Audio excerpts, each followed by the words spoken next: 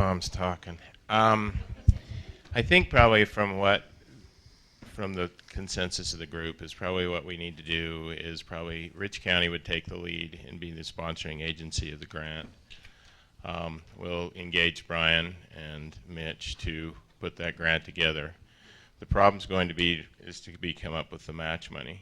Utah has, Rich County has the opportunity. We could apply for some CDBG funds, but where we're doing a multi-state situation, they're kind of a no-no thing. So that's probably kind of a thing that's out for this type of a planning opportunity. My suggestion would be is that we go ahead and start looking at the application, and in the meantime probably need to have another meeting and try to nail down just exactly what we're going to plan for, to see what we need to gear the funding towards, as well as to see where Reed's going to come up with his cash match money from up here. So that's my suggestion, and we'd be willing. I think I'm going to go out on a limb here, and I think Tom and I are both on the same page, but I'll speak for the other Commissioner Weston, which I think would be an agreement that we would be willing to be the sponsoring agency if we can kind of put together an interlocal agreement on how we fund the match. So basically what you're saying is we need to make a plan for what we want, and okay. That's, sounds like things are kind of, I guess I'd like to maybe just take, by a show of hands, who's interested in pursuing an envisioning process? Okay. Okay, you guys don't get that. All right. I think that by show of hands, how many are willing to serve on a steering committee? If you've dedicated this day, you should be. That's great. It's been great to have all of you here.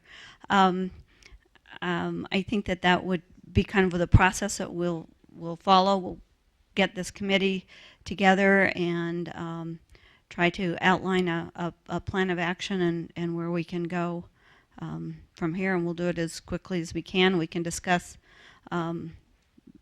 obviously this grant, but maybe there's other, maybe we can get started more quickly even with Envision Utah and the work that they might be willing to do.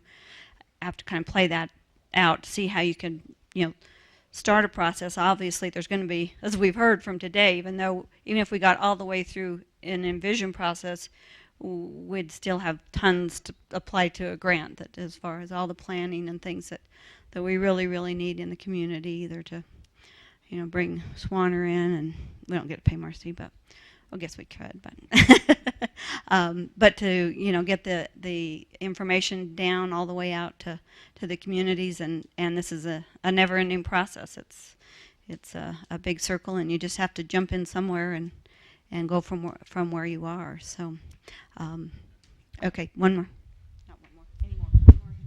If we're going to put together an application for that HUD grant, what, from your perspective up there, Swanner, Alan, Marcy, what's the timing for the steering committee to get together to put out an RFP to decide what direction we're going to go? Something you can get started as soon as you can. Yeah, you're going to have to move quickly. The preliminary notice about the grant suggested that the official announcement with all the details of the grant would come out the week of April 12th. Now there's a chance that'll get pushed back, but that's moving quickly. And it's not just a typical easy grant application to fill out. I mean, they're looking for quite a bit of detail, as I understand it. There have been a number of people in Washington that have been putting this together, and I don't mean this as a sales pitch or anything, but frankly they've been looking at Envision Utah as a model and trying to craft this grant application to help other communities do the same kind of thing. And so what they're really looking for is groups that are multi-jurisdictional, trying to bring together lots of interest in a region that are looking at how land use, transportation, environment, economic development, all of these pieces fit together. So I think to maximize the chances of getting a grant, you have to be thinking in broad terms. How do all of the pieces fit together to create a community that is enduring economically, naturally, socially, etc. So those are some things to think about. In terms of where we are, I want you guys to do what works best for you. That's my interest. I'm not a good businessman, and probably never will be, and we've never started a project with all the money lined up. It's usually been, hey, we can put together a little seed money from some of the jurisdictions, and then we proceed on faith that we're going to be able to raise the money from other interests. And I would expect that something similar would have to happen here. It's not about saying we've got all the money up front. We can work on scoping something out and get a sense for what the cost would be. We can move forward, but as nonprofits, we're not in it for the money.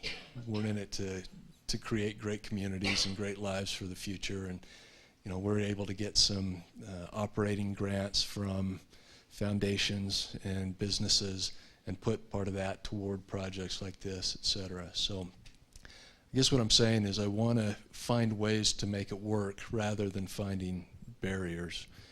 And so we're willing to kind of take the leap of faith and start putting effort in if that would be helpful to you before all the money's lined up. If there are other things you want to pursue, fine, please don't feel any obligation, but I just want you to kind of know where we are. But doing that and applying for the HUD grant are not exclusive. Correct. Okay. I mean, we can start. The HUD grant would be a nice way to get some money, but as I understand it, it's highly competitive. And I think they've identified, at least the initial notice was, about $25 million of the total grant to go to rural communities. And so you'd be competing with rural areas around the country for part of that $25 million. I think that efforts here would probably have a pretty good shot because, frankly, a lot of the great, multi-jurisdictional cooperative planning efforts have been happening in this part of the country. And they're really looking for something that's going to be replicable. They're trying to find pilots, models that could be taken to other rural communities, and they could do the same thing and make a difference. So I wouldn't count on the money, but I certainly wouldn't discount it. I think you've got a chance to make a run at it. More. Tom. Buddy, why do we have to get together again?